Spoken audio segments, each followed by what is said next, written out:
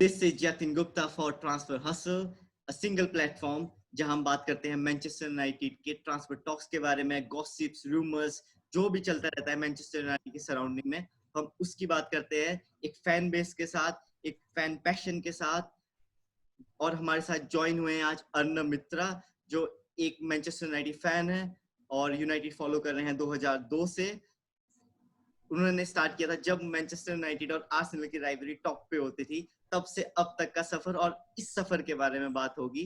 But उससे पहले बात कर लेते हैं मैनचेस्टर यूनाइटेड के हाल फिलहाल के मैच के बारे में, जो कि हुआ शेफील्ड यूनाइटेड के अगेंस्ट ओल्ड ट्रैफर्ड में, जिसमें एंटनी मार्शियल ने 3 गोल मारे और सभी यूनाइटेड फैंस को एक बिलीव दिया कि नहीं, हमारे पास भी कुछ ऐसे स्ट्राइकर्स हैं जो अब तैयार है हैट्रिक मारने के लिए। जैसे कि हम बात कर सकते हैं रॉबिन वैन पर्सी की 2012-13 सीजन में अगेंस्ट एस्टन विला उन्होंने हैट्रिक मारी थी और मैनचेस्टर यूनाइटेड टाइटल जीता था। कि एंटनी मार्शियल ने 3 गोल मारे और मैनचेस्टर यूनाइटेड ने ओल्ड ट्रैफर्ड में शेफील्ड यूनाइटेड को 3-0 से हराया।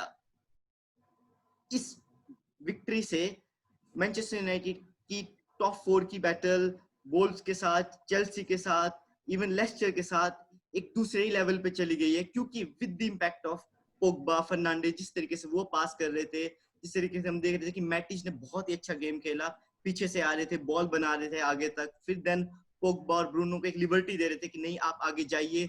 रशफोर्ड ने थोड़े चांसेस मिस किए, अदरवाइज तो हम 4 या 5-0 से भी मैच जीत सकते थे। रशफोर्ड के पास फर्स्ट हाफ में बहुत ही अच्छा चांस था जब मार्शियल ने पास किया, बट वो एक बहुत ही सिटर मिस कर गए, जो हम रशफोर्ड से एक्सपेक्ट नहीं करते हैं। बट सबसे अच्छी बात है कि इस सीजन में प्रीमियर लीग में रशफोर्ड और मार्शियल ने बोथ ने 14 गोल मारे हैं। और एक फैक्ट ये भी है कि दोनों इस साल इंजरी से बहुत ज्यादा जूझ रहे थे, तो despite that scoring 14 goal each, ये बहुत ही बड़ी बात है। तो अब हम अपना फोकस करते हैं शिफ्ट ट्रांसफर टॉक्स के बारे में। मैनचेस्टर यूनाइटेड हर समर ट्रांसफर मार्केट में बहुत सारे प्लेयर्स से कनेक्ट होता है, चाहे वो साउथ अमेरिका से हो, चाहे यूरोप से हो, बहुत सी डिफरेंट लीग से आते हैं। कई बार तो हमें लगता है कि प्लेयर्स ऑस्ट्रिया, नॉर्वे से भी कनेक्ट हो रहे हैं, जिनके बारे में हम इतना नहीं जानते। बट एक बार यूनाइटेड के साथ जैसे टच हो जाते हैं, उनका प्राइस, उनका एक अरोमा दूसरे ही लेवल पे चले जाता है। कुछ एजेंट इसको दूसरे तरीके से यूज करते हैं, जैसे कि हमने फर्गी के जाने के बाद देखा कैसे सर्जियो रामोस और बहुत से बड़े बड़े प्लेयर ने यूनाइटेड को यूज किया just to get a good way structure at their club. वो वहीं स्टे करना चाहते थे बट यूनाइटेड का नाम यूज करते हैं। तो ये सारी सिचुएशंस यूनाइटेड को एक डिफरेंट ही क्लब बनाती है ट्रांसफर बिजनेस में। अगर हम ओली के अंडर ट्रांसफर्स की बात करें तो लास्ट समर में उन्होंने हैरी मैग्वायर, डैनियल जेम्स और वैन बिसाका को क्लब में लाया, और तीनों ही साइनिंग परफेक्टली चल रही है क्लब पे।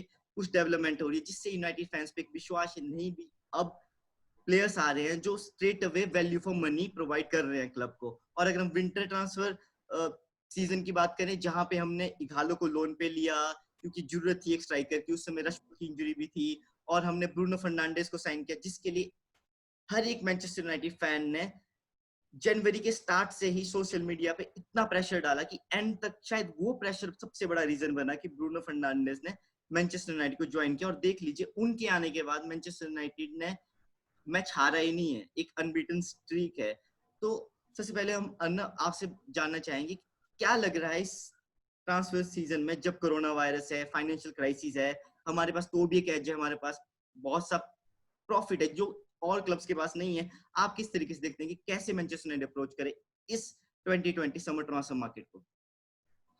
पहली बात तो ये है कि जतिन की बड़ा ही कमाल का परफॉर्मेंस रहा है ये चारों साइनिंग्स का, जैसे आपने कहा है। और इनफैक्ट इघालो का लोन डील भी एक बड़ा ही अच्छा सरप्राइज रहा हम सब के लिए। और आजकल एक दो नए ट्रेंड्स ट्रांसफर मार्केट में देखने को मिले हैं कि कोई प्लेयर जिसकी वैल्यू समर में ज्यादा रहती है तो यूनाइटेड ये कोशिश करती है कि उनको जनवरी में ले जाया जाए उन ट्रांसफर्स को, क्योंकि तब आज के डेट में क्लब्स अपने फाइनेंशियल फ्लेयर प्ले के लिए अपने बैलेंस शीट्स बैलेंस करने पे लगी रहती है। और अगर वो उस प्लेयर को ना बेचे तो जैसे स्पोर्टिंग के केस में बहुत आसानी से आप देख सकते हैं कि ब्रूनो की सेल बड़ी इंपॉर्टेंट थी। ब्रूनो को अगर वो नहीं बेचते तो एक पर्टिकुलर अमाउंट जो स्पोर्टिंग की जरूरत बन चुकी थी उस टाइम पे वो नहीं रेज कर पाते, और फिर उनको फाइनेंशियल फेयर प्ले के कारण काफी सारी दिक्कतें आ सकती थी। तो स्पोर्टिंग का तब बेचना बड़ा जरूरी था। ये अलग बात है कि अगर ओवरऑल उस पूरी ट्रांसफर को देखा जाए तो ये समझ आएगा कि हमने अल्टीमेटली उतने ही पैसे दिए हैं ब्रूनो के लिए जितना हम शायद समर में दे रहे होते। आज शायद हम टॉप 4 के बैटल में काफी आगे होते, लेस्टर की पोजीशन पे होते, पर आज हम 5th पे हैं। तो एक बैलेंस बना के चलना पड़ेगा डेफिनेटली हमें इस ट्रांसफर मार्केट में भी, क्योंकि आज की डेट में तो और भी ज्यादा इंपॉर्टेंट हो गया है क्लब्स के लिए कि वो अपने बैलेंस शीट्स को बैलेंस कर सके। कोविड के इम्पैक्ट से लॉसेस इतने ज्यादा हो गए हैं और रेवेन्यू स्ट्रीम्स कट ऑफ हो गई है, तो क्लब्स का बेचना बहुत जरूरी हो गया उनके कुछ स्टार प्लेयर्स को। अब उसका फायदा लोग कह तो रहे हैं कि यूनाइटेड उठाएगा, बट इसका दूसरा इम्पैक्ट भी मैं देखता हूँ कि शायद हमारा जो नेट स्पेंड होगा, जो बेसिकली कितना हम प्लेयर्स पे खर्च करेंगे और प्लेयर बेच के कमाएंगे उसको घटा दे, तो हमें वो जो नेट स्पेंड मिलता है वो नेट स्पेंड मुझे नहीं लगता कि 100 मिलियन से ज्यादा जाएगा यूनाइटेड का। अब इसीलिए ये समझना भी बहुत जरूरी रहेगा इस समर ट्रांसफर मार्केट में कि हम कौन से प्लेयर को बेच रहे हैं और क्या उसके लिए हमें सही सूटर्स मिलते हैं। अगर आप 100 मिलियन की बात करें, नेट जो स्पेंड करेंगे हम 100 मिलियन ही करेंगे। बोरुसिया डॉर्टमंड कह रहा है कि वो जेडन सैंचो को 118 मिलियन पाउंड से कम में बेचेंगे ही नहीं। अगर ये बात है, और मैनचेस्टर यूनाइटेड के पास कोई ऐसे प्लेयर्स नहीं है जो अदर देन मे बी अगर पॉल पोग्बा लीव करते हैं, कोई ऐसे प्लेयर्स नहीं है जो कहेंगे कि भी हमको शॉर्ट 30 से 40 मिलियन दिला सकें। और ऐसा नहीं कि जेडन सैंचो ही चाहिए, एक या दो प्लेयर और भी यूनाइटेड को लेने हो सकते हैं। तो आप कैसे देखते हैं जेडन सैंचो की नहीं, बहुत you have hit the nail on the head, because मेरे हिसाब से पॉल पोग्बा का सिचुएशन बड़ा इंटरेस्टिंग है। तो अभी मेरे ख्याल से वुडवर्ड और मैनचेस्टर यूनाइटेड की मैनेजमेंट इसी बात का इंतजार कर रही है कि पॉल पोग्बा के लिए इंटरेस्ट मैड्रिड की तरफ से आना शुरू हो। तो जब पॉल पोग्बा और सांचो की वैल्यू मैं ट्रांसफर मार्केट में अभी क्वाइट सिमिलर देखता हूँ, क्योंकि पोग्बा अपने पीक पे है और शायद दुनिया के सबसे बड़े मिडफील्डर्स में से हैं, और अभी ऑलरेडी एक वर्ल्ड कप विनर है, यूरो के होने वाले स्टार हैं।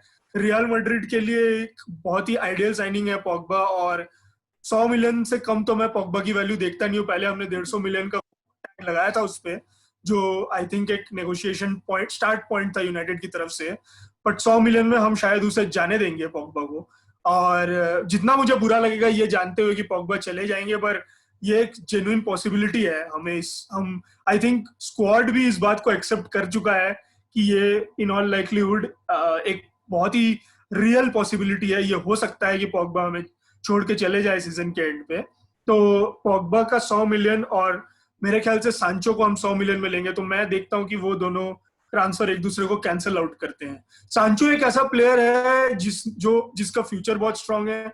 करंट सांचो बहुत ही अच्छा परफॉर्मर है, इसमें कोई डाउट नहीं है, लेकिन डेफिनेटली आप उसको अभी भी पोग्बा की कैटेगरी में एज अ वर्ल्ड स्टार नहीं डाल पाएंगे, क्योंकि पोग्बा एक वर्ल्ड कप विनर है। और देखिए, मैं ज्यादातर लोगों से सुनता हूँ कि वो वर्ल्ड कप विनिंग की बातें करते हैं, पर एक प्लेयर वर्ल्ड कप नहीं जीतता है, तो पूरी टीम जीतती है। पर पोग्बा की क्वालिटीज जैसा मिडफील्डर शायद दुनिया में मैं कहीं और ढूंढूं तो आप भी ढूंढे जतिन, तो आपको दिखेगा नहीं कहीं कोई ऐसा प्लेयर जो वो चीजें देता है जो पोग्बा दे सकता है। मुझे लगता है कि पोग्बा क्वालिटी प्लेयर तो हैं, बट चलो उन्होंने बहुत ही अच्छा मैच खेला टॉटेनहम के अगेंस्ट, जब वो बेंच से आए कुछ मार्क की पासिस दिए। अगर आप कल की भी बात, अभी हाल फिलहाल की बात करें, शेफील्ड के अगेंस्ट बहुत ही अच्छे तरीके से गेम को बिल्ड किया ब्रूनो फर्नांडिस के साथ। अच्छा है, लगता है कि जब अच्छे प्लेयर्स के साथ खेलते हैं ऑटोमेटिकली परफॉर्मेंस उनका भी एनहांस होता है, वो तो कोई डाउट नहीं है। बट चक्कर क्या है कि आप जनवरी देखते हो, जब अब पोग्बा के एजेंट ने जनवरी में ही कहा था, जब हालैंड को हम साइन करने की कोशिश कर रहे थे और लग भी रहा था कि हालैंड मैनचेस्टर यूनाइटेड आएंगे, तब उनके एजेंट ने कहा कि प्लेयर जैसे पेले, मैराडोना, ये मैनचेस्टर यूनाइटेड ज्वाइन कभी नहीं करना चाहिए, क्योंकि ये उनका भी करियर बर्बाद कर लेंगे। ऐसा तो नहीं है कि इस क्लब की कोई हिस्ट्री नहीं है। अरे सर बॉबी चार्ल्टन से लेके आज तक देख लेते हैं, तो कितने ही बड़े प्लेयर आए, कितने बड़े प्लेयर ने अपने लेवल को दूसरे ही तरीके से ऊपर किया है। तो ये सिचुएशन बनाती है, क्योंकि ऐसा तो नहीं है कि ये क्लब के पास बहुत अच्छी बेंच स्ट्रेंथ है, तो कल को अगर ये भी जाते हैं उनका जाना, ये जो सुपर एजेंट्स हैं मिनो रायोला के टाइप तक प्लेयर से उनको पैसे बन सकते हैं, तो वो तब तक प्लेयर को बेचते रहेंगे और उनका कट लेते रहेंगे। तो अगर आप किसी भी प्लेयर को ऑब्वियसली कहते हैं कि वो मैनचेस्टर यूनाइटेड से रियल मैड्रिड जा सकता है, तो ये उसके लिए कोई बुरा मूव तो है नहीं। तो काफी चीजें हैं जो आप उसको एक्सप्लेन कर सकते हैं जिससे वो अग्री कर जाए कि हाँ यही उसके करियर का सबसे इंपॉर्टेंट मूव है। तो बड़ा ही सेफ खेल के पैसा बनाने का तरीका है।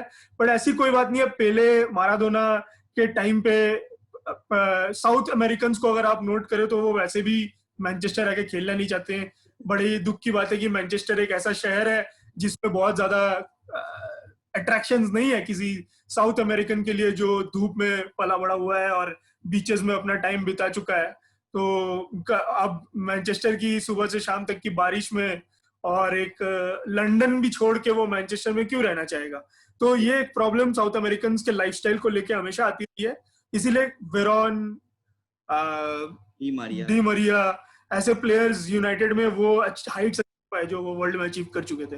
तो वो उनकी बातें बहुत ही बेकार है, फालतू मिनो रायोला की बात है। तो हमें लेकिन बात भी सच है कि आज की डेट में पोग्बा को अगर बड़ा प्लेयर बनना है और पोग्बा के पास 3 साल नहीं है, प्रोबेबली वो 3 साल वो पीक में खेलना चाहते हैं और पीक पे खेलने के लिए उन्हें कुछ सी ऐसे क्लब में जाना पड़ेगा जो आज पीक के लिए चैलेंज कर रहे हैं। रियल मैड्रिड अभी भी बारसा के साथ पॉइंट्स पे टाइड है, लेकिन ला लीगा के चैंपियन बनने की रेस में बिल्कुल जुड़े पड़े हैं और चांसेस तो है कि वही जीते क्योंकि फ्लो उनका बारसा से बेहतर लग रहा है। तो अब रियल चैंपियंस लीग में भी है, मुझे तो लगता है सिटी को भी हरा के आगे बढ़ने के सबसे बड़े फेवरेट्स हैं। तो ऐसी टीम के साथ क्यों नहीं खेलना चाहेंगे पोग्बा। और हमें भी समझना पड़ेगा कि हम उस मोड़ पे नहीं है तो किसी तरह से बुरा भी नहीं है, इन अ वे ये ब्लेसिंग भी हो सकता है क्योंकि कुछ और ऑप्शंस है जिनके बारे में हम शायद आगे बात करें जो पोग्बा को रिप्लेस कर सकते हैं और यूनाइटेड की जो अब ओले गनर सोल्जर छवि बनाने की कोशिश कर रहे हैं उस पर वो बिल्कुल फिट बैठते हैं। पता है मैं जेडन सेंचो की साइनिंग कैसे करता था, पहले मैं सोचता था कि अगर टीमो वर्नर और जेडन सेंचो प्रॉब्ली दोनों मैनचेस्टर यूनाइटेड ज्वाइन करे तो होगा क्या कि 3 प्लेसेस के लिए आपके पास 4 क्वालिटी प्लेयर्स होंगे, प्लस उसमें मैंने डैनियल जेम्स और ग्रीनवुड को तो ऐड किया ही नहीं है। ठीक है, अगर ये 4 प्लेयर होते, क्योंकि मैंने मैनचेस्टर सिटी पर्टिकुलरली ग्वार्डियोला से क्या देखा हाल फिलहाल में कि आपके पास बेंच स्ट्रेंथ ही इतनी पावरफुल है। अरे महाराज जैसा प्लेयर बहुत ही कम टीम होगी ऐसा जिसमें स्टार्ट लेवल में नहीं आएगा। बट अब आप मैनचेस्टर सिटी में देखते हैं उनको कई बार बर्नार्डो सिल्वा बेंच में बैठते हैं, डे ब्रुयने और स्टर्लिंग अग्वायरो को छोड़ के कोई अनटचेबल नहीं है, इतने अच्छे प्लेयर हैं वो। आज की डेट में देखिए मॉडर्न फुटबॉल में जतिन इतनी ज्यादा आपको हार्ड वर्क करनी पड़ती है एज अ प्लेयर, आपको अप डाउन भागना पड़ेगा 90 मिनट के लिए। कोई भी टीम नहीं है जो सारी टीम्स विदाउट पोजीशन और पोजीशन दोनों में खेलने के लिए तैयार हैं। विदाउट पोजीशन में वो 90 मिनट स्प्रिंट कर सकते हैं, तो ऐसे मैच में आपको भी स्प्रिंट करना पड़ेगा आपके पास पोजीशन हो ना हो। तो उसके बाद आप हफ्ते में 3 मैच 3 महीने लगातार एक ही सेट ऑफ प्लेयर्स के साथ नहीं खेल सकते, पॉसिबल ही नहीं है। मुझे जेडन सेंचो की साइनिंग में सबसे अच्छी बात पता क्या लग रही है कि बहुत से टॉप क्लब्स है ना, देखो बायर्न को देखो, काय हावर्ट्स की तरफ जा रहे हैं, हावर्ट्स को लेंगे तो इस सीजन में जाहिर सी बात है जेडन सेंचो को लेने का एपेटाइट ही नहीं है आपके पास। यूवेंटस ने मेलो ले लिया इतने बड़े सम में, तो वो भी इतना बड़ा ब्रैकेट नहीं खोल सकते।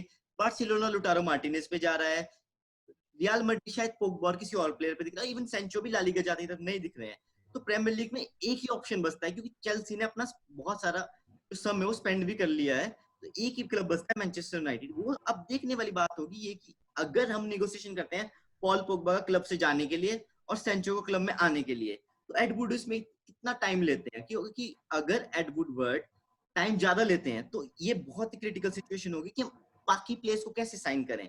अब चलो पोग्बा क्लब को जाते भी हैं तो उनके ऑप्शंस देखते हैं आप, जेम्स मैडिसन हो रहे हैं, जैक ग्रिलिश बहुत लिंक हो रहे हैं, थोड़ा बहुत देखें तो डोनी वैन डी वीक भी हो रहे हैं। आपको क्या लगता है कि ये 3 प्लेयर में से कौन सा सूटेबल मैनचेस्टर यूनाइटेड के लिए, और इनकी पोजीशन में कोई और प्लेयर है जो कि इनसे भी बेहतर परफॉर्मेंस कर सकता है, चाहे यूरोप में चाहे साउथ अमेरिका में? मुझे यही लगता है कि देखिए ग्रिलिश का ट्रांसफर इस समर में होगा ही होगा, भले ही वो यूनाइटेड उस पे कैपिटलाइज कर पाए या ना कर पाए।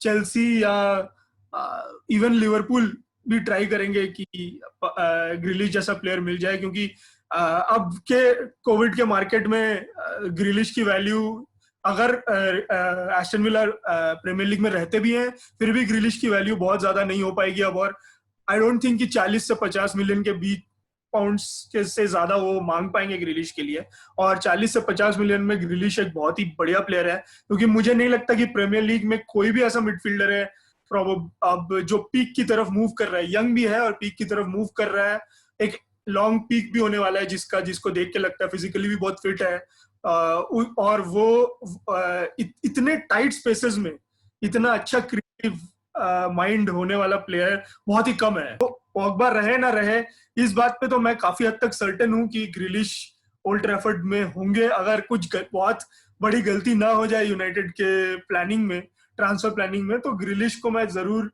एक्सपेक्ट करता हूँ। ग्रिलिश एक ऐसे बहुत ही वर्सेटाइल प्लेयर है, वो पूरे की पूरी मिडफील्ड में कहीं भी खेल सकते हैं, आप उनको डीप लाके खिला सकते हो, आप उनसे कह सकते हो कि वो एज अ नंबर 10 खेले तो ब्रूनो को भी रेस्ट मिलेगा, किसी मैचेस में वो दोनों साथ में भी खेल सकते हैं, वो लेफ्ट विंग में बहुत ही अच्छे हैं। तो जिस तरह से इस सीजन हमने देखा कि रैशफोर्ड के जाने के बाद एक बहुत ही बड़ा क्रिएटिव स्पार्क चला गया टीम से, कोई ब्रूनो के आने तक तो कोई भी नहीं था जो चांसेस क्रिएट कर पाता था, तो ग्रिलिश का होना स्क्वाड में वो प्रॉब्लम को भी दूर करेगा, वो राइट से भी उतने ही अच्छे हैं, तो बहुत ही कंप्लीट प्लेयर है जैक ग्रिलिश।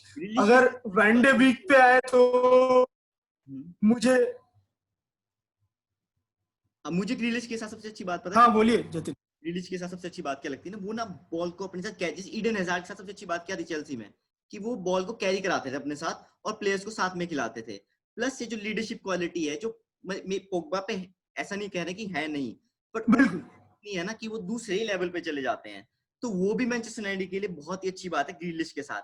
बट कई बार मुझे लगता है ऐसा ना कि मैनचेस्टर यूनाइटेड के स्काउट्स हैं, अगर वो बेहतर परफॉर्म करे यूरोपियन क्रीम लाने में, मैं जैसे अब ब्रूनो फर्नांडिस की तरफ कोई क्लब गया नहीं, मतलब बहुत ही अजीब सी बात है कि बहुत से टॉप क्लब ब्रूनो फर्नांडिस के लिए नहीं गए, नहीं तो यूनाइटेड को अच्छा चैलेंज मिल सकता था उसमें। अब ये बात है कि आप डोनी वैन डी वीक को ले रहे हैं, अगर डोनी वैन डी वीक, मेरे को उनकी सबसे अच्छी खासियत बात पता क्या लगती है, अगर पोग्बा चले जाते हैं ना, वो ना मैटिच को बहुत अच्छे से असिस्ट कर सकते हैं डिफेंसिव जॉब में भी। हालांकि बात करें ग्रिलिश की तो उतना प्रोटेक्शन नहीं मिलेगा, प्लस आपको अगर आप ओले गुनर सोल्शायर आप देखते हैं कि थोड़ा बहुत मैं यूटिलाइजेशन ले लूंगा मार्टा परेरा से भी, तो फिर अगर आप डोनी वैन डी वीक को आने देते हैं, वो एक चैंपियंस लीग एपेटाइट भी लेके आते हैं आईएक्स वाला, वो एक मतलब एक हाईएस्ट लेवल पे एरिडीवीसी पे परफॉर्म भी करके आ रहे हैं आईएक्स से, हाल फिलहाल की बात किया जाए तो एक आईएक्स एकेडमी से आ रहे हैं, प्लस वेंडर सार से आपके रिलेशनशिप भी अच्छे हैं, तो अगर वो आपको साइनिंग करनी है और प्लेयर अग्री होते हैं आने के लिए, तो फिर एक डच स्टार आ सकता है जो किसी भी लेवल पे जा सकता है ग्रिलिश की तरह। चक्कर पता क्या पड़ जाता है कि हम सभी ना एरिडीवीसी शायद उतना फॉलो नहीं करते, बट जब मैंने उनको चैंपियंस लीग में देखा है बड़े बड़े मैचेस में, तो वो ना up to the mark performance करते हैं। ग्रिलिश के पास वो एपेटाइट नहीं है, प्लस वो भी 30 से 40 मिलियन पाउंड में आपको मिल जाएंगे, और सबसे अच्छी बात क्या है कि बहुत क्लब उनके लिए फाइट भी नहीं कर रहे हैं, तो अगर वो साइनिंग हो तो आपको कैसे लगता है? वैन डे वीक के बारे में मैं यही कहूंगा कि उनकी क्वालिटी पे तो कोई भी शक नहीं कर सकता, क्योंकि 19 साल की उम्र में वैन डे वीक ने यूरोपा लीग फाइनल खेला है, तो ये चैंपियंस लीग में शायद 21 या 22 की उम्र में वो एक सेमीफाइनल रन में रहे हैं, जिसमें 3 सबसे बड़े प्लेयर थे, डे जॉन्ग, वैन डे वीक और डे लिक्ट, तो बाकी दोनों तो अब बड़े बड़े क्लब्स में खेल रहे हैं, लेकिन अब मौका है शायद डॉनी वैन डे वीक का मूव करने का। ऑल्दो मैं एक बात से डिसएग्री करूंगा कि ग्रिलिश एपेटाइट की बात जो आपने कही उससे मैं डिसएग्री करूंगा, कि मुझे लगता है ग्रिलिश में भी वही फायर है, अनफॉर्चुनेटली एस्टन विला का लोकल होने की वजह से उसको वो अपॉर्चुनिटीज अभी तक नहीं मिल पाई है, एंड वो रिग्रेट भी नहीं करता है क्योंकि वो होम क्लब के लिए खेल रहा है। पर वैन डे वीक की एक क्वालिटी, एक इस डील के बारे में एक चीज जो मुझे परेशान करती है और मुझे काफी हद तक ये इंडिकेशन देता है ये डील की, आई थिंक रियल मैड्रिड का प्री कोविड प्लान यही था कि वो 2 प्लेयर को कम से कम चेज करेंगे इस ट्रांसफर मार्केट में, जिसमें से एक सबसे बड़ा साइनिंग, उनका सबसे बड़ा विशलिस्ट का नंबर 1 प्लेयर शायद एम्बापे था। तो एम्बापे को जब से क्रिस्टियानो गए हैं, हैजार्ड से जो इन्होंने एक्सपेक्ट किया था वो उन्हें मिला नहीं है, तो एम्बापे से वो उसी लेवल का इम्पैक्ट एक्सपेक्ट करते हैं। और एम्बापे पे इस बात की तो बिल्कुल श्योरिटी की 150 मिलियन से कम तो एम्बापे उस मार्केट में मिलने नहीं वाला था, तो 150 मिलियन एम्बापे के पे खर्च करने के बाद पोग्बा पे 100 या 120 मिलियन और खर्च करना इस मार्केट में एफएफपी के लागू होने के बाद बड़ा ही मुश्किल हो जाता। तो मुझे लगता है वो उन्होंने वैन डे वीक को अपना सेकंड ट्रांसफर ऑप्शन बना रखा था, और काफी रिपोर्ट्स यही कहती है कि वो अग्री कर चुके थे, कि सारे पर्सनल टर्म्स उनके लेवल पे अग्री हो गए थे, बस फाइनल फी सैंक्शन करने की बात थी। मुझे ये लगता है कि अब रियल मैड्रिड ने बैकआउट करने की जो रिपोर्ट्स आ रही है, तो मुझे ये लगता है कि रियल बात करेगी वैन डे बीक और उसके एजेंट से, और उससे ये कहेगी कि वो 1 साल के लिए आप या प्रोबेबली 6 मंथ्स के लिए भी कंटिन्यू करे आयैक्स में ही खेलना, क्योंकि आयैक्स को भी अब बहुत सारे प्लेयर खोने पड़ेंगे, जैसे ओनाना वगैरह सभी जाना चाहते हैं क्लब छोड़ के, और आई थिंक प्री अग्रीमेंट था ही कि किसी को रोका नहीं जाएगा जो जाना चाहता है। तो आई थिंक रियल कन्विंस करेंगे वैन डे बीक को कि वो 1 और साल दे उन्हें, और उसके अगले, देखिए बहुत ही यंग है वैन डे बीक, तो 1 साल कोई मैटर नहीं करेगा, और अगले साल मुझे ऐसा लगता है, क्योंकि रियल को देखिए मिडफील्डर्स की बिल्कुल जरूरत है, तो वो अगले साल वैन डे बीक के लिए जाएंगे मेरे ख्याल से। इस साल अगर वो पॉग्बा को अपना टारगेट बनाते तो Pogba, van de Beek, Casemiro एक बहुत ही बढ़िया मिडफील्ड बन सकता है, लॉन्ग टर्म फ्यूचर बना सकता है रियल का। तो मुझे नहीं लगता कि इस एक ट्रांसफर विंडो में ना कहने की वजह से वैन डे बीक यूनाइटेड को हाँ कह देंगे, क्योंकि रियल मैड्रिड आज की डेट में चैंपियंस लीग के फ्रंट रनर से, जैसे हमने अभी थोड़ी देर पहले डिस्कस किया, तो मुझे लगता है कि एक अट्रैक्शन रहेगा, क्योंकि आप देखें तो डेयोंग बारसा में है और डेलिक्ट यूवेंटस में है, ये आज की डेट में चैंपियंस लीग के एलिट हैं, तो वैन डे बीक को भी एक अट्रैक्शन रहेगा रियल मैड्रिड का, और वो होल्ड ऑन करेंगे मेरे ख्याल से, और ये तो मुझे नहीं लगता हो पाए। मैं एक बात कहना चाहूंगा ग्रिलिश के बारे में। ग्रिलिश जब एस्टन विला से खेलते हैं ना, अगर आप उनका गेम देखें तो उनको स्पेस भी बहुत मिलता है, मतलब जैसे हैजार्ड को स्पेस मिलता है चेल्सी में, कहीं भी जा सकते थे, कहीं भी घूम सकते थे। वो स्पेस अगर मैनचेस्टर यूनाइटेड में नहीं मिल पाया नेक्स्ट सीजन, क्योंकि सब अपनी अपनी पोजीशन है, अगर उसमें वो स्टेबल नहीं हो पाया ना, तो बहुत बड़ा problem. But all in all अच्छी बात क्या ग्रिलिश के साथ कि वो ना एक लीडर है, वो कहीं ना कहीं से अपनी लेंगे, एंड ऑफ द पॉइंट यही बैठता है। और अगर पर पोग्बा स्टे कर जाते हैं तो फिर डिफेंसिव मिडफील्डर की जरूरत यूनाइटेड को पड़ेगी क्योंकि आज बड़ी एक इंटरेस्टिंग स्टोरी आई है, मैं इन दोनों के इस रेस से बाहर निकल के कहता हूँ कि एक काफी अच्छे टॉप जर्नलिस्ट ने ये कोट किया है कि थियागो अल्कंटारा ने बेसिकली टर्न डाउन किया है बायर्न का एक्सटेंशन, उनका कॉन्ट्रैक्ट 2021 तक का है, और काफी टॉप जर्नलिस्ट है, मैं उनका नाम तो नहीं लेना चाहूंगा, लेकिन आई थिंक वो अब वो पूरी की पूरी ऑनलाइन कम्युनिटीज पे छा जाएगा वो कमेंट, क्योंकि उन्होंने काफी डिटेल में एक सीरीज ऑफ ट्वीट्स की हैं जिसमें उन्होंने बताया कि कैसे अल्कंटारा जब बारसा छोड़ रहे थे तो उन्होंने मैनचेस्टर यूनाइटेड को अपने आप को ऑफर किया था उनके एजेंट के थ्रू, और उस समय डेविड मॉयस मैन यूनाइटेड के मैनेजर थे, और आई गेस डेविड मॉयस के लिए टोनी क्रूज ही नंबर 1 टारगेट थे, क्योंकि टोनी क्रूज ने भी पहले बताया ही है। तो अब सपोजिटली उन्होंने मना कर दिया था अल्कंटारा को, डेविड मॉयस ने, कि वो नहीं चाहते हैं कि अल्कंटारा आए, he does not fit the club, ये कहा था। तो अल्कंटारा बिल्कुल शॉक हो गए थे सब, और उन्होंने बायर्न के साथ अग्री कर लिया था जाके, और इवन कॉन्ट्रैक्ट साइन करने से पहले उन्होंने अपने एजेंट को कहा था कि आप अभी कॉल करो एक बार मैन यूनाइटेड को और उनसे पूछो कि क्या वो अभी भी इंटरेस्टेड हैं। तो उन्होंने कॉल किया था और उनको फिर से वही रिस्पॉन्स मिला था, तो कि वो he is not fit for the club. तो तब जाके अल्कंटारा ने कमिट किया था। तो बड़ा इंटरेस्टिंग न्यूज स्ट्रक्चर है। अब मुझे पता नहीं अगर ये सच है कि 2021 में उनका कॉन्ट्रैक्ट खत्म हो रहा है, तो 2020 के इस समर में वो I think he will be also up for sale, क्योंकि मिडफील्ड की बायर्न को कमी नहीं है, जो नहीं रहना चाहता, जितना बायर्न को हम हिस्टोरिकली जानते हैं ट्रांसफर मार्केट में, जो क्लब में नहीं रहना चाहता बायर्न उनको बिल्कुल नहीं रखते, वो बहुत प्रोफेशनल है। ये एक ट्रांसफर है जो देखना पड़ेगा, क्योंकि अल्कंटारा ने अपने गेम को काफी इवॉल्व किया है। वो एग्जैक्टली वही रोल प्ले कर सकते हैं जो डॉनी वैन डे बीक करते हैं, बट उनकी उम्र ज्यादा है, वो 28 के हैं, डॉनी वैन डे बीक 23 के हैं। पर हमें शायद अभी यूथ से ज्यादा एक एस्टेब्लिश प्लेयर की जरूरत है। 28 एक अच्छा एज है, हम उनसे 4 से 5 साल तो मिनिमम ले सकते हैं, तो बड़ा इंटरेस्टिंग होगा इसको भी वॉच करना। टॉक्स तो ये भी है कि अल्कंटारा लिवरपूल के साथ भी लिंक हो रहे हैं, तो वो भी देखने वाली बात होगी लिवरपूल कैसे अप्रोच करता है इस साइनिंग, क्योंकि आजकल के देखिए, फर्स्ट एक्शन तो अगर लिवरपूल को किसी ऐसे क्रिएटिव मिडफील्डर की जरूरत होती है या वो इंटरेस्ट होता, तो काफी सारे, तो कुटिन्हो भी बहुत बुरा ऑप्शन नहीं था उनके लिए, पर वो इसमें नहीं घुस रहे हैं, क्योंकि एक्चुअली देखिए यही है कि योर्गन क्लॉप की साइड्स में कभी भी बहुत ज्यादा फ्लैम्बॉयंट मिडफील्डर्स खेले नहीं है। वो हमेशा ऐसे ही मिडफील्डर्स खिलाते हैं जो स्ट्रांग है, जो वेल बिल्ट है, क्यों, ताकि उनके फुल बैक ऊपर बॉम्ब भी करे तो उनको सोचना ना पड़े कि उनको पीछे से कोई पीछे वो कंसीड कर जाएंगे। तो ये वो उनका टारगेट रहेगा। उनकी फ्रंट थ्री हमेशा स्ट्रांग रहेगी। बीच का एक प्रोबेबली एक पासर बहुत अच्छा रहेगा जो अभी हेंडरसन है, और आई एम श्योर कि गोइंग फॉरवर्ड उनको हेंडरसन को रिप्लेस करना पड़ेगा। तो आई डोंट थिंक कि कोई क्रिएटिव मिडफील्डर पे क्लॉप अचानक से पैसा लगा के अपनी टीम को डिसबैलेंस कर जाएंगे। इसकी वजह से रॉबर्टसन अगर ऊपर ना चढ़ पाए या ट्रेंट अलेक्जेंडर आर्नल्ड अगर ऊपर ना चढ़ पाए तो ये लिवरपूल के लिए बहुत बड़ा लॉस होगा। 3 सालों या 2 या 3 सालों की जो मेहनत क्लॉप ने की है टीम को बिल्ड करने के लिए, वो काफी हद तक डगमगा जाएगी। तो ये रिस्क मुझे नहीं लगता कि लेंगे वो, और पैसे खर्च करने के लिए अभी उनके पास है नहीं। अगर है तो वो स्ट्राइकर पे खर्च कर लेते हैं, वर्नर को ले लेते हैं। तो अब तो ये क्लियर है कि लिवरपूल के पास पैसे नहीं बचे हैं। तो अगर किसी भी तरह का टग ऑफ वॉर होता है तो आई डोंट सी कि लिवरपूल हमसे भिड़ पाएंगे इस पे। चलो स्ट्राइकर की बात पे चले जाते हैं। टीमो वर्नर मैनचेस्टर यूनाइटेड से बहुत लिंक हुए। एक समय लग रहा था कि हम फ्रंट रनर्स है टीमो वर्नर को साइन करने के लिए। 23 से 24-25 गोल जितने भी मार सकते हैं टॉप फ्लाइट सीजन में।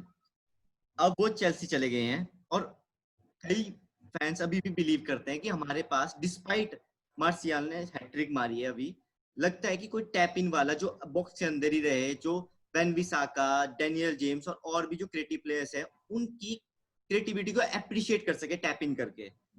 आपको क्या लगता है कि चिरो इमोबिले एक ऐसे प्लेयर हैं जो बहुत प्रदर्शन कर रहे हैं सीरिया में, इस साल सीरिया के टॉप स्कोरर हैं, रोनाल्डो से भी ज्यादा स्कोर है इस साल अगर देखा जाए।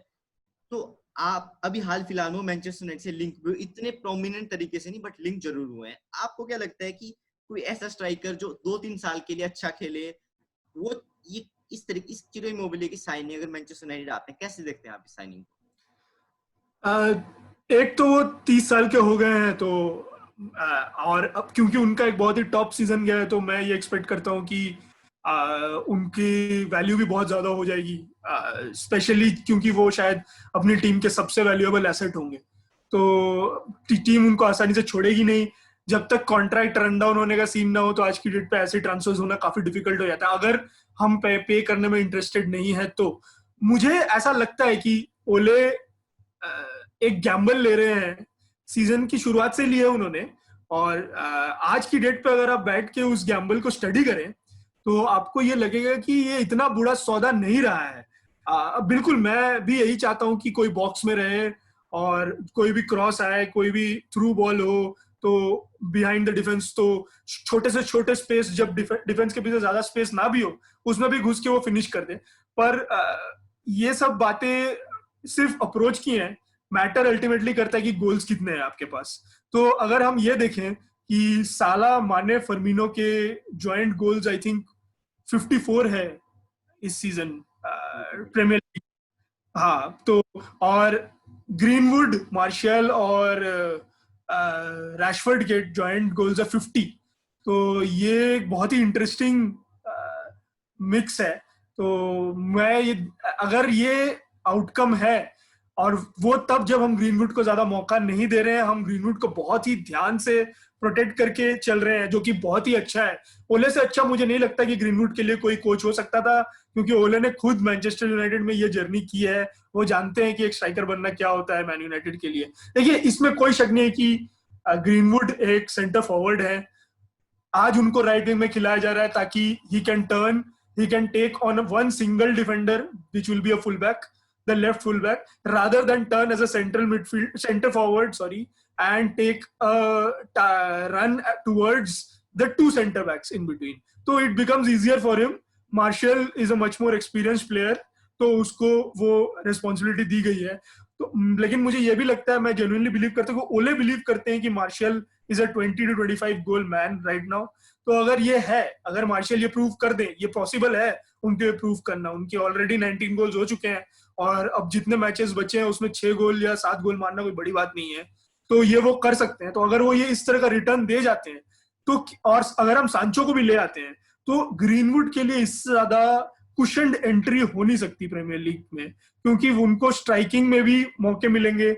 मार्शियल जब भी रेस्ट करेंगे तो ग्रीनवुड का मौका रहेगा। अगर वो स्ट्राइकिंग में उनको डिफिकल्टी होती है अपने आप को एस्टेब्लिश करने में या इनिशियल ईयर्स में, तो वो राइट साइड में भी खेल सकते हैं। जब सांचो रेस्ट करेंगे तो वो राइट साइड में खेल सकते हैं। तो किसी भी वक्त उनको सारी की सारी रिस्पॉन्सिबिलिटी लेके एक पोजीशन को होल्ड डाउन करने की जरूरत नहीं है। वो अपना रोल प्ले कर सकते हैं। 10-15 गोल 2 सीजन और अगर वो स्कोर करते हैं तो 2 सीजन के बाद ग्रीनवुड एक बहुत ही अलग लेवल का प्लेयर होगा। मुझे नहीं लगता कि प्रीमियर लीग में और कोई भी यंगस्टर है जो इस लेवल पे खेल सकता है जिस लेवल पे ग्रीनवुड खेल सकते हैं। तो मैं, अगर हमें जाना ही होता तो शायद हम वर्नर के पीछे ही जाते हैं। तो हम क्योंकि नहीं है तो एक ये गैम्बल है। और मतलब अगर हम हमारा मिडफील्ड इतना क्रिएटिव हो गया है, और सिर्फ क्रिएटिव नहीं है, गोल स्कोरिंग भी है, तो गोल स्कोरिंग पोटेंशियल इस मिडफील्ड में बहुत ज्यादा है। तो अगर वो अपने अपने शेयर ऑफ गोल्स करते हैं तो I don't see that as too much of a problem. कल 3 गोल मिस करके भी हमने शेफील्ड को 3 गोल मारे हैं। तो आई थिंक कि 5-0 होता तो कोई भी सरप्राइज नहीं होता। तो that's not a bad return. सबसे अच्छी बात पता क्या लगती है, अगर आप लिवरपूल के मिडफील्डर्स को देखो ना, वो हम बात करते हैं उनके फुल बैक्स आगे जाते हैं, गोल मारते हैं, असिस्ट करते हैं, बट उनके मिडफील्डर से उतना कंट्रीब्यूशन नहीं आएगा। अगर पोग्बा, सपोज करो पोग्बा स्टे करते हैं, ग्रीलिश आते हैं, फर्नांडिस तो उधर ही रह रहे हैं, इन लोगों का जो गोल स्कोरिंग नेचर है वो भी बहुत ही बड़ा है। मतलब अगर चाहे अच्छा सीजन जाए तो ये दोनों ही 10-10 प्रीमियर लीग में गोल मार सकते हैं ईच। बिल्कुल, बहुत अच्छी बात है। प्लस सबसे अच्छी बात पता क्या है, इस साल मार्शियल और रशफोर्ड ने दोनों ने 14-14 गोल मार लिए प्रीमियर लीग में इस साल। उसके बाद आता है नंबर ग्रीनवुड का जो 5 गोल के साथ है। और हमेशा आप ग्रीनवुड के साथ क्या देखते हैं ना, उनको 3 सेकंड चाहिए गोल मारने के लिए। वो डी के बाहर हो, डी के अंदर हो, उनका जो फिनिशिंग टच है, फिनिशिंग में तो मुझे लगता है कि बार मार्शियल रशफोर्ड से भी 2 अंक आगे ही हैं, जिस तरीके से वो बॉटम कॉर्नर फाइंड कर जाते हैं। तो वो सबसे ज्यादा एस्टेब्लिश डिफेंडर्स भी ये नहीं समझ पाते कि किस वक्त वो राइट फुट से शूट करेंगे, किस वक्त लेफ्ट फुट से। तो बहुत ही डिफिकल्ट है उनके फेक्स को कैच करना, और दोनों से ही वो इक्वली पावरफुल है। प्लस आप देखेंगे अगर प्री सीजन मैच देखिए, जो 2019-20 सीजन स्टार्ट होने से पहले जो हमने समर में खेले pre season matches, Inter Milan के अगेंस्ट मिलान स्क्रिनियन को उन्होंने घुमा दिया था पूरा। तो बहुत बढ़िया, मैं हमेशा उसी के बारे में सोचता हूँ। बिल्कुल वही बारे में मैं सोचता हूँ कि वो ग्रीनवुड का मोमेंट था जिसने डिसाइड कर लिया कि नहीं अब स्टार्टिंग 11 पे आएंगे। इस साल अगर मैं गलत नहीं हूँ, हमने अभी तक 47 गोल्स मारे हैं प्रीमियर लीग पे ओवरऑल। 47 गोल्स मारे हैं जिसपे 3 टॉप प्लेयर्स है हमारे, वो है 14-14 के साथ मार्शियल रशफोर्ड और 5 के साथ ग्रीनवुड और 3 डैनियल जेम्स भी। सबसे अच्छी बात है कि डैनियल जेम्स मुझे लगता है अगली साल अगर एक अच्छे से उनकी डेवलपमेंट करते हैं, जैसे कि आपने ग्रीनवुड को रिप्लेस किया वैसे उनको भी रिप्लेस करते हैं, तो वो भी 7 से 8 गोल मारने वाले प्लेयर बन सकते हैं। तो उससे ज्यादा मुझे लगता है कि डैनियल जेम्स में एक लेफ्ट विंगर है जिनको हमारे यहाँ पे बहुत रेगुलरिटी से राइटिंग में खेलना पड़ा। अनफॉर्चुनेटली कुछ इंजरीज, कुछ टीम की कमियां थी। अब आप ग्रीनवुड को फिर से वैसे ही राइट विंग में हर मैच स्टार्ट नहीं करवा सकते थे। He was not prepared for that. तो उस तरह से हम इसको काफी ज्यादा वेट कैरी करना पड़ा है डैनियल जेम्स को, जो एक 20-21 साल के लड़के से जो चैंपियनशिप से आया, आप ये नहीं एक्सपेक्ट कर सकते। मुझे तो लगता है कि लेफ्ट विंग से अगर वो रैशफोर्ड के साथ रोटेट करके खेलते रहे, और कभी कभी राइट विंग में डेफिनेटली, और राइट पे सैंचो और ग्रीनवुड की जोड़ी रहे जो एक दूसरे को रिप्लेस करके खेलते रहे, तो एक बहुत ही फ्लूइड फ्रंट 5 ऑप्शंस हैं ये आपके पास, मार्शल को इंक्लूड कर लें तो आप। और मैं देखता हूं कि इन सब में कम से कम, मतलब डैनियल जेम्स से तो मैं कम से कम सीजन के 10 से 15 गोल के बीच एक्सपेक्ट करता हूं, अगर वो लेफ्ट विंग से कंटिन्यू करते हैं। उनके जो लेफ्ट विंग के गोल्स अगर आप देखेंगे तो उनकी शूटिंग बड़ी ही ब्रिलियंट रही है लेफ्ट विंग से, बट उनको उतना खेलने का मौका नहीं मिलता है लेफ्ट विंग में। ये सब बदलेगा अगर हम सैंचो को ले लेते हैं तो। हाँ, इस साल डैनियल जेम्स ने अभी तक 3 गोल मारे हैं प्रीमियर लीग में, और इनिशियली लग रहा था कि वो बहुत ही अच्छे फिनिशर हैं। जैसे सही बताया हमने, मैं भी इस बात से एग्री करता हूँ। बट एक और प्रॉब्लम है, हम बात तो करते हैं कि हमें पोग्बा की रिप्लेसमेंट चाहिए, पोग्बा स्टे करते हैं, चलो अगर पोग्बा स्टे कर जाते हैं तब तो आप देखेंगे ना कि आपको डिफेंसिव मिड चाहिए, क्योंकि कई लोग बात कर रहे हैं कि मैटिच बहुत ही अच्छा खेल रहे हैं। कल भी अगर देखा जाए फिलहाल में उनका मैच जो शेफील्ड के साथ हुआ, बहुत ही अच्छा खेले, उसमें से भी बॉल कैरी कर रहे थे। चलो कई बार लगता है कि बॉल छूट जाती है, पर उनके एनडीडी और पार्टे में फर्क मुझे लगता है ना, जो बेसिक फर्क लगता है कि पार्टे और एनडीडी बॉल छोड़ देते हैं, एटलीस्ट वो बॉल नहीं छोड़ते हैं, उनके आप पोजीशन से ऐसे नहीं ले जा सकते। फिजिकलिटी एक अप्रोच है जो उनको एक मतलब एक different level of defensive mid बनाती है। और 31-31 साल की उम्र है, माना उस एज में आप ज्यादा नहीं खेल सकते हैं, बट मैंने पिछली बार भी एक बात की थी कि अगर उनको रेगुलर खिलाते हैं ना तो बर्न आउट हो जाते हैं वो। 26 साल की उम्र में ही बर्न आउट हो गए थे चेल्सी से। तो मुझे ही डर है कि बिल्कुल। की उम्र में क्या होगा अगर यूनाइटेड उनको रेगुलरली खिलाती है। तो आप कौन सी ऑप्शन देखते हैं कि यूनाइटेड को नहीं, आप रेगुलर नहीं खिला सकते मैटिच को, ये तो पॉसिबल है ही नहीं। क्योंकि जैसे अभी हमने शुरू में डिस्कस किया जतिन, मतलब अब मैचेस में आपके पास बिल्कुल टाइम नहीं है, आपको कंटिन्यूअसली 90 मिनट्स भागना है। और आप तीन, आज अभी तो आपके पास 5 सब्स्टिट्यूशंस हैं, फ्यूचर में आपके पास 3 ही होंगी। तो वो 3 सब्स्टिट्यूशंस में आप सेंट्रल डिफेंसिव मिडफील्डर को हर मैच सब्स्टिट्यूट नहीं कर सकते। तो ये पॉसिबल नहीं है कि आप 90 मिनट्स भागे मैटिच और सब्स्टिट्यूट भी ना हो और हफ्ते में 3 मैच खेले। ये दिस इज, मुझे लगता है कि जेन्युइन डिमांड नहीं है ये मैटिच से। मैटिच से ये एक्सपेक्ट भी नहीं करते हैं हम, ओले भी नहीं एक्सपेक्ट करता है। वो उससे एक्सपेक्ट करते हैं कि जिस मैच में एक कूल माइंड की जरूरत है, प्रेशर कम करने की जरूरत है, सबको एक श्योरिटी देने की जरूरत है, एक्सपीरियंस ही दे सकता है उस लेवल की श्योरिटी, तो उसमें मैटिच है। तो बिल्कुल हमें एक डिफेंसिव मिडफील्डर के लिए तो जाना ही पड़ेगा। द ओनली वरी इज मेरे लिए कि इस मार्केट में हम 100 मिलियन से ज्यादा का नेट स्पेंड करेंगे या नहीं करेंगे। तो इसीलिए कुछ सेल है जिन पे मैं जाऊंगा। बट पहले अगर हम पार्टे और एनडीडी की बात करें तो मैं ये कहूंगा कि एनडीडी देखिए, जिस तरह से लेस्टर ट्रांसफर मार्केट में डील करते हैं आजकल, मुझे लगता नहीं है कि वो भी एनडीडी को 60-70 मिलियन से कम में बेचेंगे। क्योंकि वो उन्होंने मैग्वायर का रेट आपने देखा किस लेवल पे लेके चले गए वो। तो अभी तो उनको कोई जरूरत ही नहीं है एनडीडी को बेचने की, क्योंकि even in the worst case scenario मुझे ये लगता है कि लेस्टर 5th तो आएंगे ही आएंगे। और अगर वो लेस्टर 5th आते हैं तो भी वो चैंपियंस लीग खेल सकते हैं। तो इस केस में एनडीडी को बेचना इलॉजिकल है। तो मुझे लगता है वो एनडीडी के आसपास टीम बनाने की कोशिश जरूर करेंगे। टीलेमांस एनडीडी को वो कहीं नहीं जाने देंगे। तो ये इसीलिए मुझे लगता है कि द ओनली रियल ऑप्शन, अगर आप out and out defensive midfielder की बात करें, तो मार्केट में पार्टे ही है। तो आर्सेनल से बड़ा स्ट्रॉन्ग लिंक हुआ, पर आर्सेनल की जो हालत है, अब मुझे नहीं लगता कि आने वाले कम से कम 1 से 2 और सीजन तो आर्सेनल टॉप 4 के लिए जेन्युइन कंटेंडर्स होंगी। क्योंकि चेल्सी ने भी अपने आप को काफी स्ट्रेंथन किया है, यूनाइटेड ऑलरेडी स्ट्रांग लग रही है, ट्रांसफर विंडो के बाद और स्ट्रांग लगेंगे। तो सिटी और लिवरपूल को अगर आप जोड़ लें, और तो ये ऑलरेडी एक बहुत ही तगड़ा टॉप 4 का फॉर्मेशन आपको बनता हुआ दिखेगा।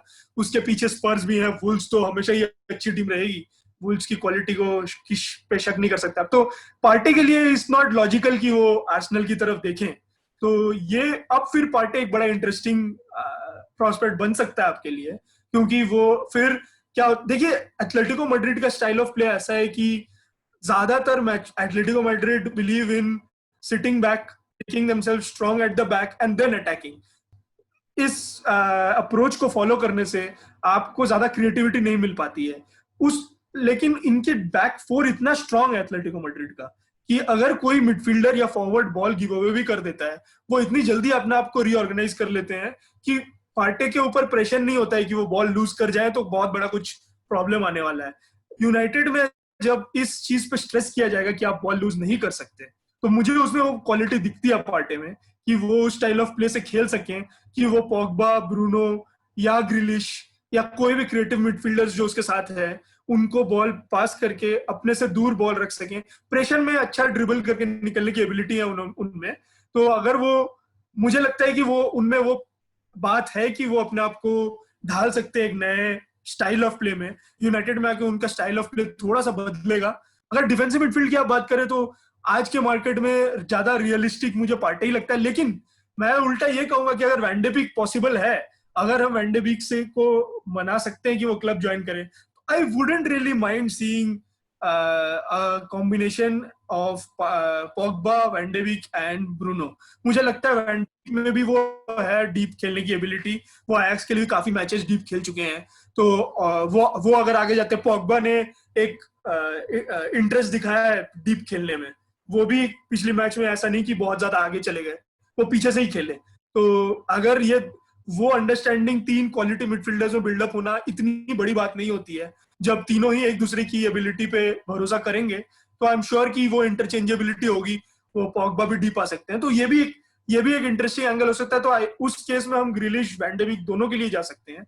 अगर पार्टे अवेलेबल है तो डेफिनेटली पार्टे शुड कम इन। लेकिन मैं आपसे मुझे शक है, रोकना चाहूंगा। मुझे लगता है थॉमस पार्टे के साथ जो मुझे सबसे अजीब सी बात लगती है कि यार आप अभी मैटिच के साथ भी खेल रहे हो, ठीक है, अगले सीजन में मैटिच भी इधर ही रहेंगे मोस्ट प्रोबेबली, आप थॉमस पार्टे को भी ला दे रहे हो। सबसे अच्छी बात है कि चलो एक सीजन उनको मैटिच के साथ भी देखने को मिलेगा, क्योंकि एक मैटिच के पास एक्सपीरियंस है जिससे वो लर्न भी कर सकते हैं, मैं ये बात मान रहा हूँ। बट इस पे सबसे इंपॉर्टेंट फैक्टर ये होगा कि माइकल कैरिक इनको कैसे मेंटोर करते हैं, माइकल कैरिक इनको कैसे मेंटोर करते हैं, क्योंकि हमने, एक बात तो मैं आपसे सहमत होता हूँ कि हम ऑप्शंस ज्यादा नहीं है डिफेंसिव मिड में पूरे, अगर यूरोप की देखें टॉप लेवल में। प्लस एक टाइम था हम फेबिन्यो से बहुत ज्यादा लिंक कर रहे थे, जब फेबिन्यो लिपुलाई इनिशियली सब मैनचेस्टर फैन वो ये हमने अच्छा कर दिया चले गए, 4-5 महीना अच्छा नहीं खेले, पर अभी देखो फेबिन्यो वो एक बहुत बड़ा मिस था हमारे लिए, बहुत बड़ा मिस था। अब वर्ल्ड क्लास प्लेयर लगते हैं। तो अगर हम चलो थॉमस पार्टी को छोड़ भी देते हैं, आर्सेनल ज्वाइन कर जाते हैं, वो आर्सेनल के पास कमी क्या है कि उनके पास ना वो एक डिफेंसिव टच नहीं है। अगर वो धीरे धीरे आने लग गया तो हम उनसे भी बेहतर परफॉर्मेंस देख सकते हैं। अगर मैनचेस्टर यूनाइटेड थॉमस पार्टी तो आर्सेनल के लिए भी बहुत बड़ा सेटबैक होगा, क्योंकि उनके पास ज्यादा ऑप्शंस नहीं है। प्लस सबसे अच्छी बात जो है, अभी वैन बिसाका है आपके पास, कल को बॉल लूज भी कर जाते हैं, मैं जिससे मुझे लगता है जिसमें थॉमस पार्टी को बहुत वर्क करना पड़ेगा।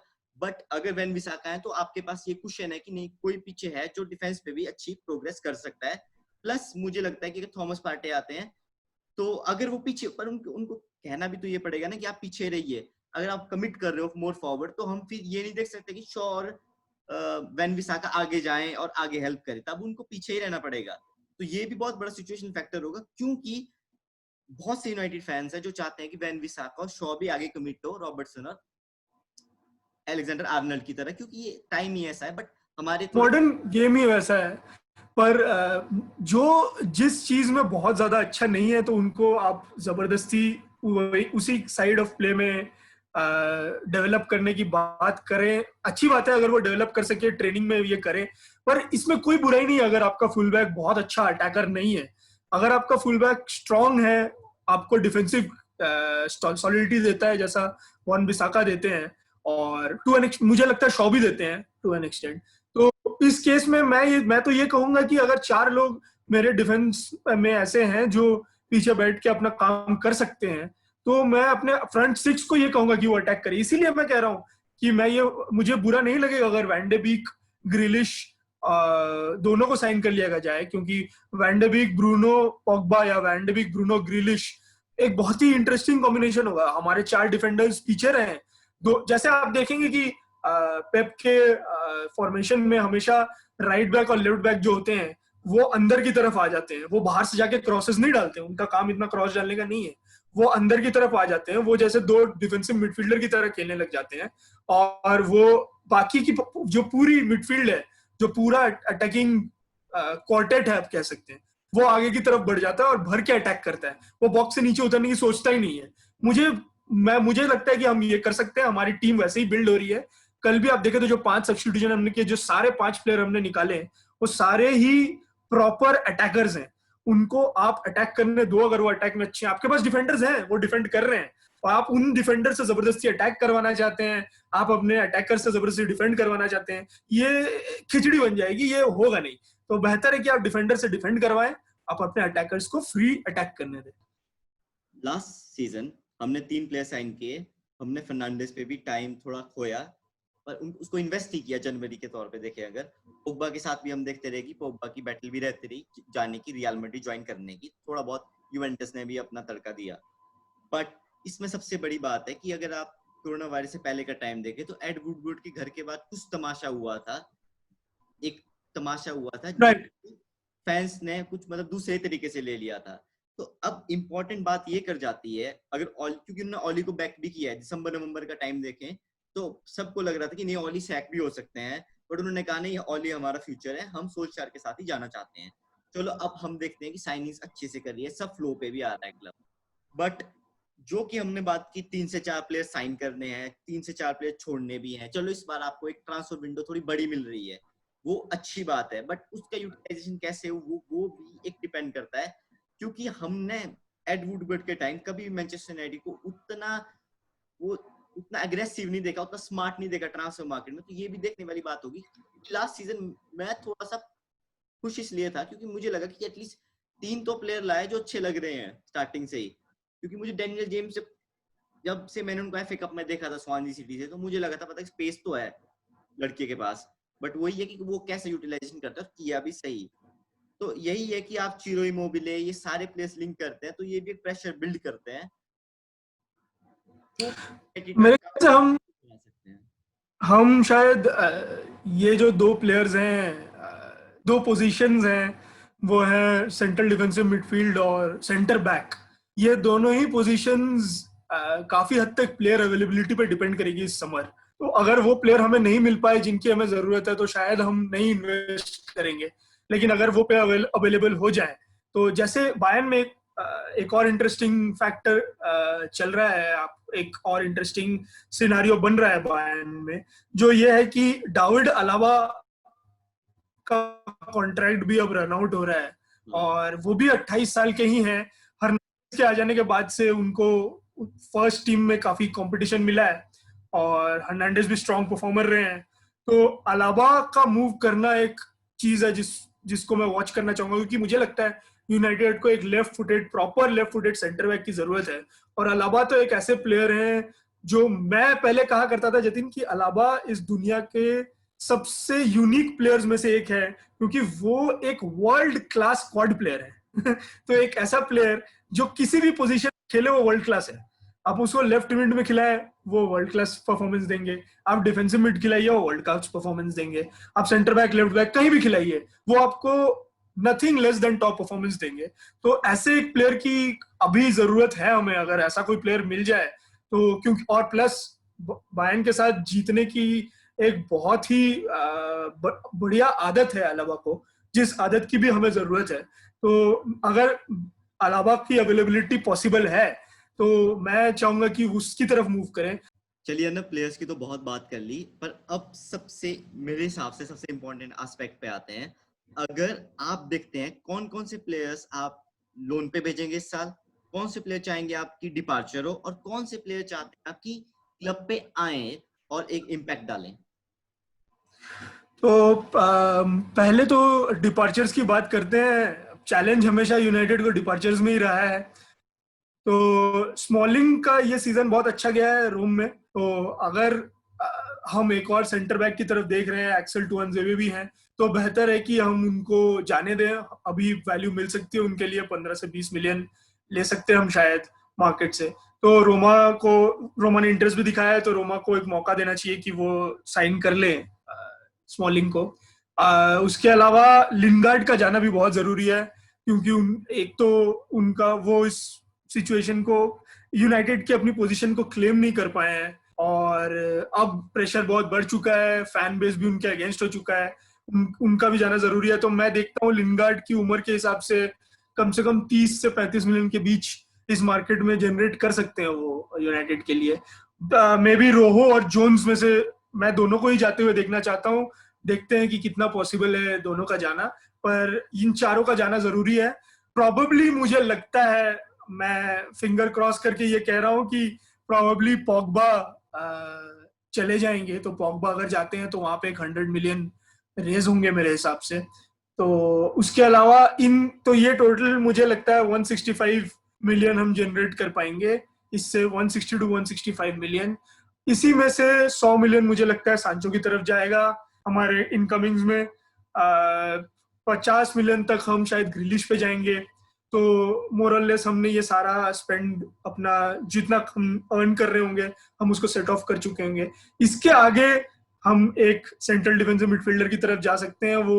अब वो वैंडे भी कुछ रोल पे खेले या पार्टे हो, तो आई थिंक 60 मिलियन उस तरफ हमें खर्च करने पड़ेंगे। एंड प्रोबेबली एक सेंटर बैक अगर डायट उपामेकेनो अवेलेबल हो जाए, और या फिर अलावा, तो उधर भी 40 से 50 मिलियन खर्च होंगे। तो 250 मिलियन का आउटले और एक 160 मिलियन ऑड का बेसिकली इनकम आपको दे सकता है एक साइड जो प्रॉपरली फर्बिश्ड हो। तो 90 मिलियन, मैं कह रहा हूँ 90 टू 95 मिलियन का आपका आउट नेट स्पेंड होगा, 90 टू 95 मिलियन का। तो वो नेट ये मेरे ख्याल से होना चाहिए। लोन डील्स कुछ होनी चाहिए, जो आई थिंक सभी को पता है। हेंडरसन को 1 साल का और लोन मेरे हिसाब से हमें देना चाहिए शेफील्ड में ही।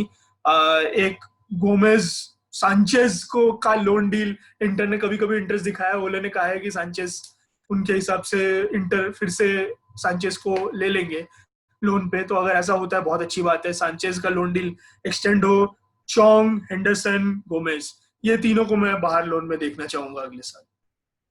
अगर आप मेरा पर्सपेक्टिव देखें इस पे, तो मुझे लगता है कि रोहो क्लब से जाएंगे ही जाएंगे, चाहे बोका जूनियर्स चाहे अर्जेंटीना जाए।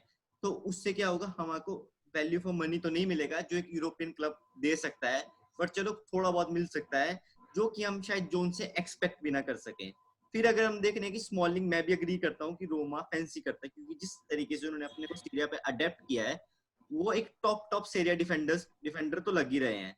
तो जिस जिस कारण मुझे लगता है कि वो वहां पे रोमा पे एक इस्टेब्लिश पिक्चर बन सकते हैं और 15 to 20 million pound Manchester United के पॉकेट्स में आ सकता है। बट चक्कर ये भी है कि पेंडेमिक है, रोमा भी कितना स्पेंड करना चाहता है, उस पे भी देखने वाली बात होगी। मैं भी चाहता हूँ कि वो क्लब से जाएं, और जिससे क्लब के पास एक इंक्रीज वेल्थ आए, जिससे वो स्पेंडिंग कर सके प्लेयर्स पे।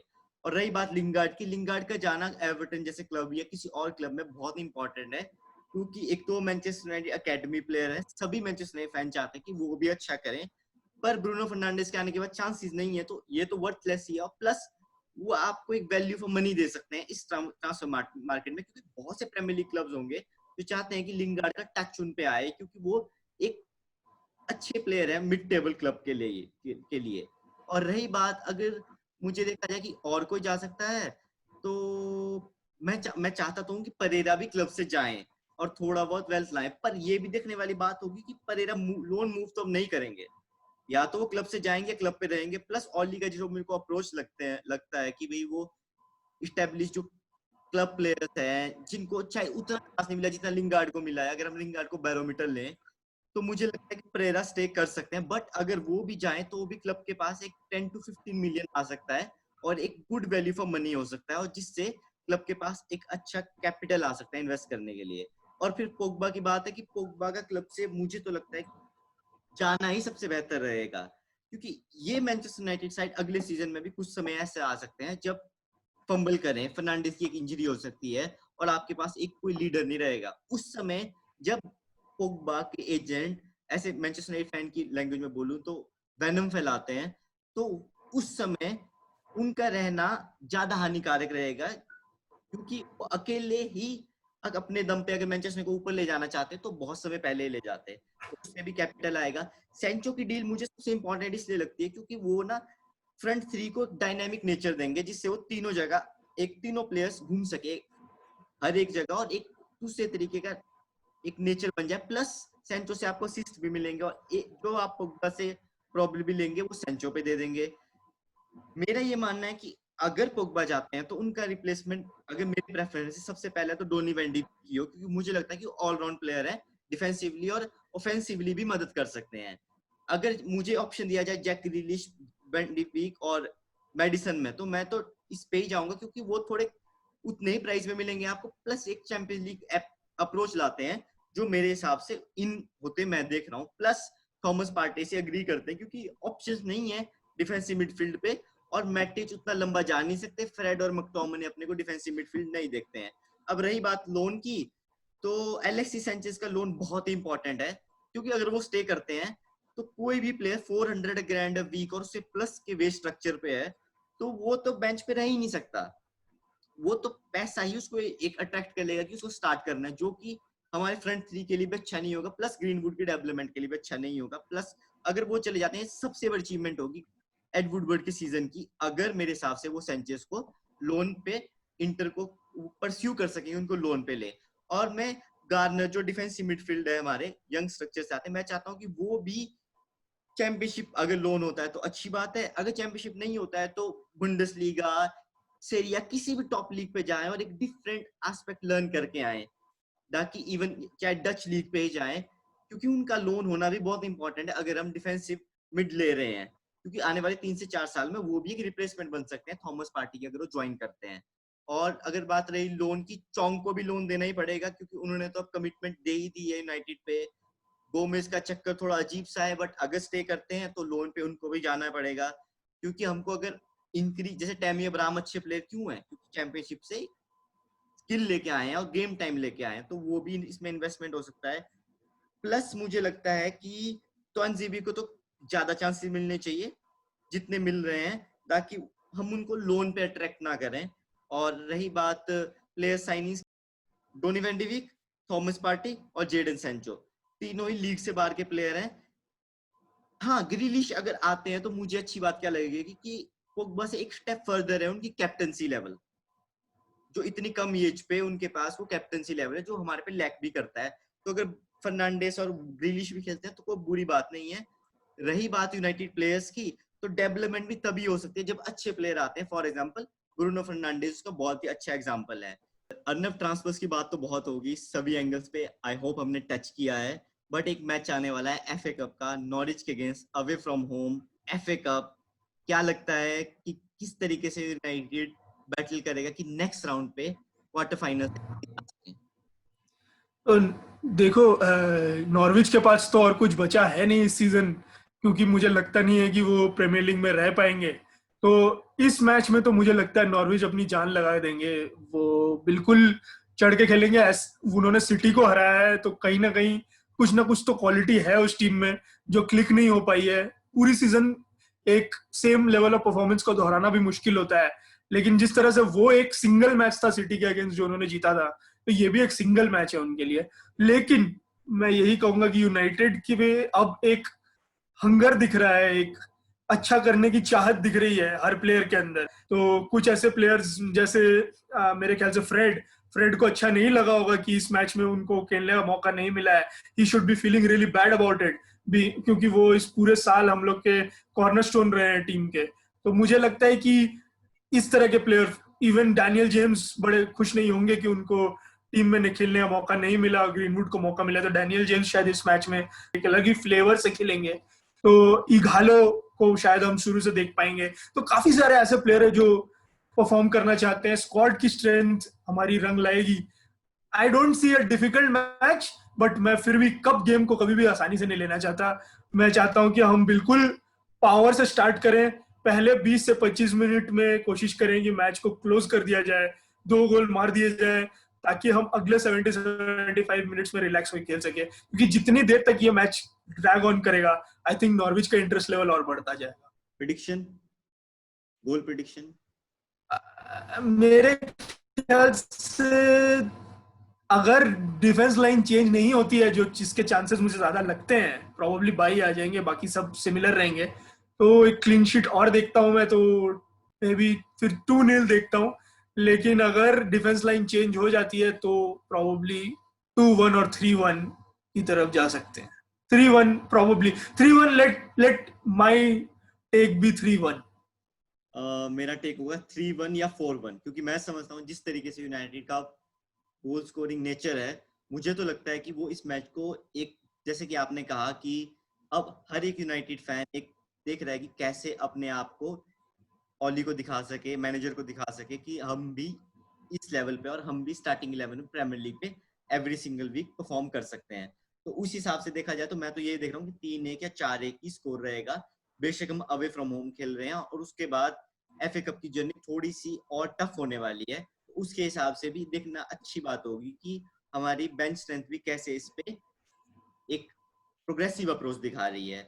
Let's hope Arnab Manchester United Norwich के अगेंस्ट बहुत ही अच्छा परफॉर्मेंस करे, कंप्लीटली आउटडू करे उनको। हमारे यंगस्टर्स, हमारे जो प्लेयर्स जो बेंच पे हैं वो अच्छा परफॉर्म करें। एंड हम ये भी होप करते हैं कि फैंस को, पर्टिकुलरली मैनचेस्टर यूनाइटेड फैंस को जो हमें देख रहे हैं, उन्हें ये एपिसोड, हमारा फर्स्ट एपिसोड ट्रांसफर हसल का पसंद आया हो।